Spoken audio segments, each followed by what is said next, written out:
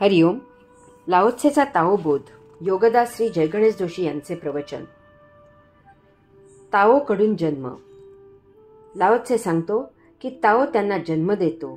Teh म्हणजे आचरण त्याचा सांभाळ करतो. भौतिक वस्तू जगत त्यांना आकार देते. त्या क्षणी असलेली आजूबाजूची परिस्थिती त्यांना पूर्णत्व देते. उच्च नीतितत्वे शिकवून येत नाहीत. स्वभाव बदलता येत नाही.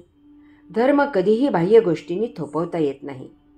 तसे केले की नीतीचे विडंबन होते, दांभिकता फैलावते. विधी आणि सोपस्कारांनी धर्माचे विकृत रूप तयार होते. लबाडीला ऊत येतो. अस्सल अदृश्य होते आणि नकली तेजीत चमकते. जगात भारताला सिनेमा आणि क्रिकेट यासाठी जे ओळखतात, यामधून जी पैशांची उलाढाल होते, त्यांना पत्ताही नाही की भारतात बहुसंख्य लोकांना एक वेळही खायला अन्न नाही, प्यायला एक घोटही पाणी नाही, लज्जा राखण्या इतपतही वस्त्र नाही, धरती आणि आकाश यामध्ये निवासासाठी काहीही नाही.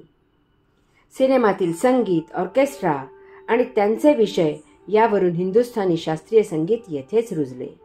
योगविद्या आणि उपनिषदे याच मातीत उगवली, यावर तर कोणी विश्वासही ठेवणार नाही. उच्च नीतितत्वे अंतःकरणातून स्फुरावी लागतात. आत्मप्रेरणेने ती अंतःकरणात स्त्रवावी लागतात. योगाधिराज पातंजलींनी ज्याला प्रज्ञा म्हटले आहे, त्या प्रज्ञेची ज्योत प्रज्वलित व्हावी लागते. लाओत्से सांगतो की उच्च नीतितत्वांना ताओ जन्म देतो. मग असा प्रश्न निर्माण होतो की जर ताओ त्यांना जन्म देत असेल तर उच्च नीतितत्वे असणे हे मानवाच्या हाती नाही. ताओ जेव्हा त्यांच्यात नीतितत्वांना जन्म देईल तेव्हा त्यांनी ती पाळावीत. बाकीचे मनमानी करायला मोकळे आहेत. त्यात त्यांची चूक नाही, फार तर ते अभागी आहेत असे म्हणूया. यासाठी हे जाणून घ्यायचे आहे की ताओ प्रत्येकात उच्च नीतितत्वांना जन्म देत असतो. ती निर्माण करणे शिल्लक नसते. हे प्रत्येक देहात झालेलेच असते. उणीव आहे ती त्यांच्या जाणीवेची, ती याच जन्मी याच देही ओळखण्याची. यासाठी योग साधना आणि योग उपासना आहेत. योग साधना आणि योग उपासना उच्च नीतितत्वे आपल्यात निर्माण करण्यासाठी नाहीत. ती ताओने आपल्यात अगोदरच निर्माण केलेली असतात.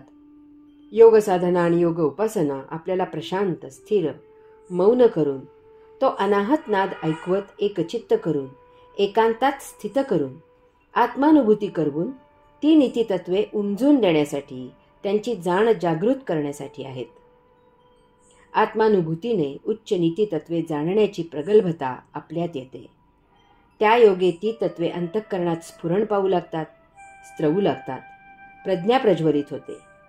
या योगे आपल्याला सत्य ज्ञान प्राप्त होते की आपण आत्मा आहोत. आपण मरणधर्मा असलेला, भोग प्रवृत्त असलेला देह नाही. आपण देह धारण केला आहे तो गतसंचित संपून मुक्त होण्यासाठी. आता आपल्याला त्या उच्च नीतितत्वांचा वाव ठाव लागतो. पुढील काम तेह करतो. तेह कडून सांभाळ. लाओत्से सांगतो की ताओ त्यांना जन्म देतो. तेह म्हणजे आचरण त्यांचा सांभाळ करतो. भौतिक वस्तू जगत त्यांना आकार देते. त्या क्षणी असलेली आजूबाजूची परिस्थिती त्यांना पूर्णत्व देते. तेह म्हणजे आचरण, वर्तन, प्रत्यक्ष वापर. ताओ तत्वांचा आचरणाची व्यवस्था म्हणजे तेह. तत्वे ताओने दिली याचा अर्थ ती उपयोगात आणली गेली असे नाही. त्या तत्वांचा उपयोग प्रत्यक्ष जीवन जगताना केला गेला पाहिजे. ताओ तत्वांचा जीवनात फैलाव म्हणजे तेह. आपल्याकडे काही सुप्त गुण असतात. आपल्याला त्याचा पत्ताच नसतो. काही प्रसंग घडतो आणि त्यावेळी तो गुण बाहेर येतो. आपणच आश्चर्यचकित होतो. काही वस्तू आपल्याकडे अडगळीत पडून असतात. आपण विसरलेले असतो. आपल्याकडे अनेक वस्तू असतात, याचा अर्थ त्या वस्तू आपण वापरल्या असे होत नाही. त्या न वापरता नुसत्याच पडून असतात. तसेच अनेक जणांना चांगले काय आणि वाईट काय ते समजते, परंतु त्याची अंमलबजावणी केली जात नाही. ताओ तत्वे नुसती स्फुरण पाहून का उपयोग? अनेक वेळेला अनेक जणांना असे जाणवते की समोर जे काही चालले आहे ते चूक आहे, परंतु तरीही अनेकाधी कारणाने त्याचे परिपत्य केले जात नाही.